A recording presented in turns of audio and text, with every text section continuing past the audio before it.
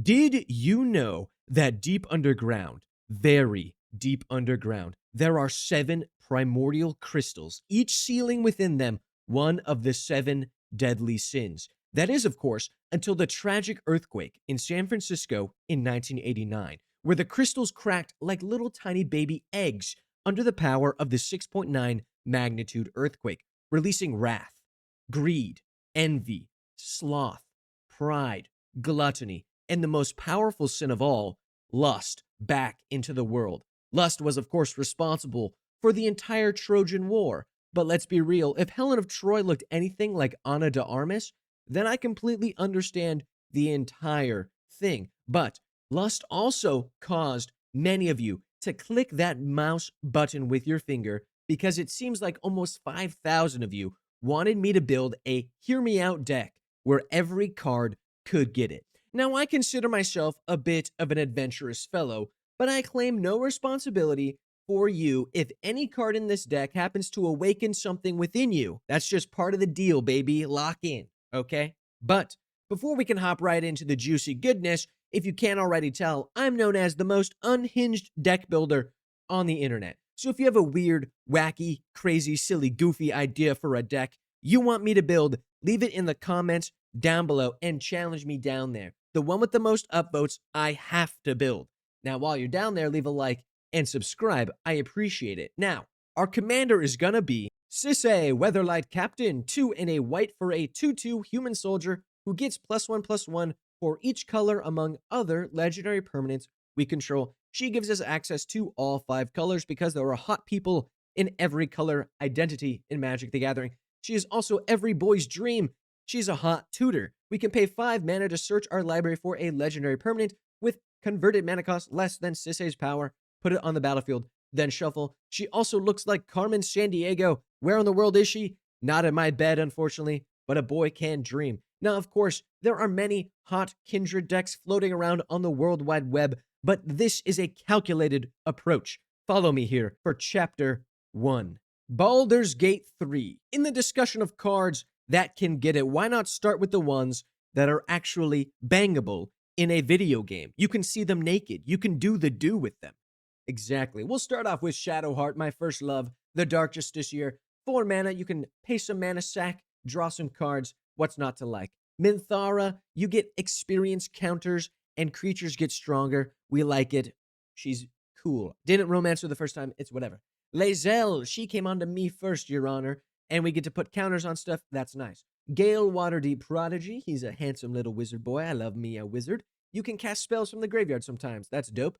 Astarion the Decadent, he's kind of a bad boy of the Baldur's Gate 3 community. You gain life, you lose life, opponents lose life. It's good. He's a lot of mana, though. He's 6 mana, whatever. Halcyon, Emerald Druid. I will admit, maybe or maybe not, I've had a foursome with him and 2 drow. It is what it is. Karlak, Fury of Avernus. Don't let Karlak hear that because she is my one and only. I love her. And then we got Will, Blade of Frontiers. I never romanced him, but you can if you want. Now, of course, this next couple of cards are a bit of a stretch, but Raphael, Fiendish Savior, because in the game you can romance his clone. He doesn't have a clone card in Magic the Gathering, but he has a clone in the game. So it's sort of the same as, Raphael the card. He's still just as kind of hot and seductive because he's a devil. We've also got Grazilax, Illithid Scholar, which I thought fit well for the Emperor, who you can have a one-night stand with. Spoilers, but also the game's been out for like 2 years. So I don't know what you want me to do. Now, that, of course, that brings us to Chapter 2, the Twinks. After all, everybody loves Twinks. What's not to like? Oko, Thief of Crowns. 1 green, blue for a dude with abs. My God, just look at his abs. Holy moly. We create food, we turn stuff into elk. Who cares? Don't read the text. Look at his abs. He's also an elf. Elves are very twink-like, which is why we got Oko the Ringleader, a twink with a cowboy hat. What's not to like? And Oko the Trickster. Oh, look at those little vines. Wonder what those can do. But anyway, yeah, they're cool. He becomes copies of stuff, which is good because then we get like double the hotness. It's kind of sweet. Of course, we're like John Lennon, the way we ono all these Okos. You see what I did there? Because his wife? Whatever. Dryad of the Elysian Grove is a classic twink who lets us play an additional land and makes them all basic land types. We got Jace Cunning Castaway. Look at him. He's on a ship. He's a little crew boy. Very cool. Ravos Soul Tender, he's just sitting around in space, I guess, looking all hot. We got Pol Jamar. I got a Pol he can Jamar somewhere else. The Illusionist. You draw cards. Nice. Ryu Storm's Edge. Just this specific card art because it's the anime one.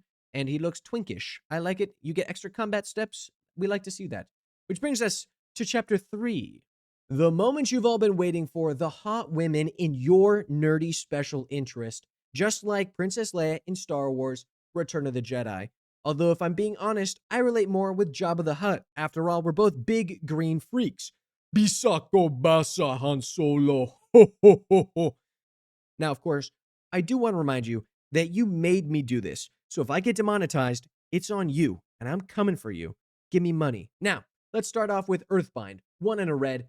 If cast on a flying creature, it removes the flying ability and does 2 damage to target creature. But let's be honest, we're not reading it. We got Soul Collector, 3 and 2 black, 3/4 vampire flying. Whenever a creature dealt damage by Soul Collector is put into the graveyard, return that card to play under your control. Sweet. We've also got Vampire's Bite for 1 black and 2 and a black kicker. Target creature gets +3/+0 until end of turn, or also gets lifelink if it was kicked. Sweet. We've also got Chorus of the Conclave, 8 mana for a bunch of hot dryads with Forest Walk. I'd love to walk in the forest with them, if you know what I'm saying. We can now drop as much extra mana as we want to get those many +1/+1 counters on creature spells.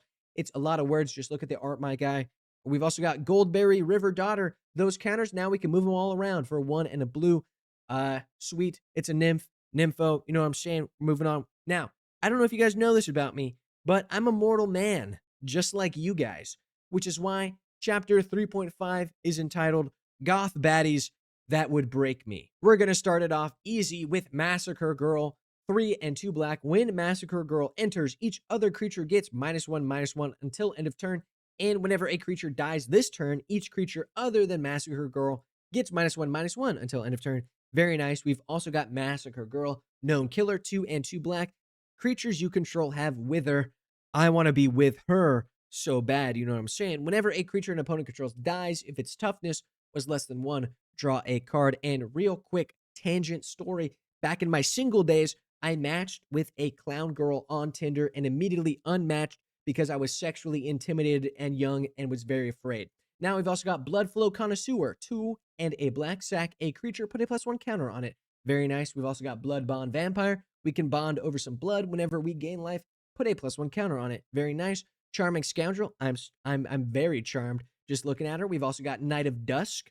My God, she's got a big sword. She got a big staff. I got something micro and or average. We got Plague Witch, 1 and a black. Pay a black mana. Tap, discard a card. Target creature gets -1/-1. Hey, maybe that works with Massacre Girl, known killer. Who would have thought? Now that I have your attention, let's talk about Quips&Guac's hottest cards. Arwen, Mortal Queen. Have you seen Lord of the Rings? Have you seen Liv Tyler? What more do I need to say? Then we got Reversal of Fortune. I can name 2 reasons why this card is in the deck. Moving on. Land tax with this art. I'm not going to elaborate. Then we got Door to Nothingness. This time I will elaborate. Hear me out. Coochie Door. Then we got Birds of Paradise, the full art version from Ravnica Remastered. Look at the way that bird is looking at you. That's all I'm going to say. Then we got Bonds of Faith. Hot demon with a hot lady on his back. That's me and Pookie. Am I right? Now that we're at the finish line, though, it's time to talk about the honorable mentions. Cards I wanted to put in the deck, but couldn't. Chains of Mephistopheles. 1, too expensive. 2, that was mainly the reason why. But look, he's silly, he's goofy, he's got chains. Like, he's got something going for him. He's funny. You know, maybe it's not all about good looks. It's about personality. But also, he's way too expensive. Then we got Red Hot Hottie. She's hot, but also unhinged. Am I right?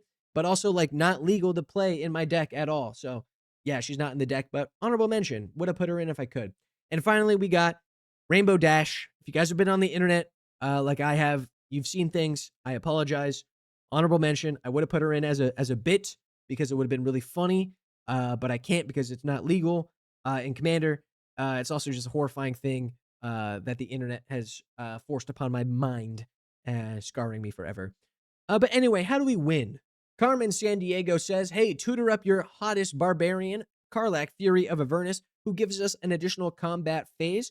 Then, because of Massacre Girl, known baddie, we have Wither, meaning the more times they block, the weaker they get until we start drawing cards off of them Thank you very much. And then when we start doing big damage because of big combat swings, we can use Astarion the Decadent to feed on target opponent. Target opponent loses life equal to the amount of life they lost this turn. That just means double damage, basically, if you know what I'm saying. Or we can use Oko Twink of Crowns to turn our opponent's commanders into elk, and then ignore them because now they have no commander. Their engines are shut off. We only had to +1 him. It's not even like a downside. Sweet. We can also use Jordan Nothingness. This 5 mana artifact enters tapped, but we can pay 10 mana, sack it, and target player loses the game to the Coochie door. What is not to like? Now, of course, that does bring us to the end of the video. If you liked it, leave a like.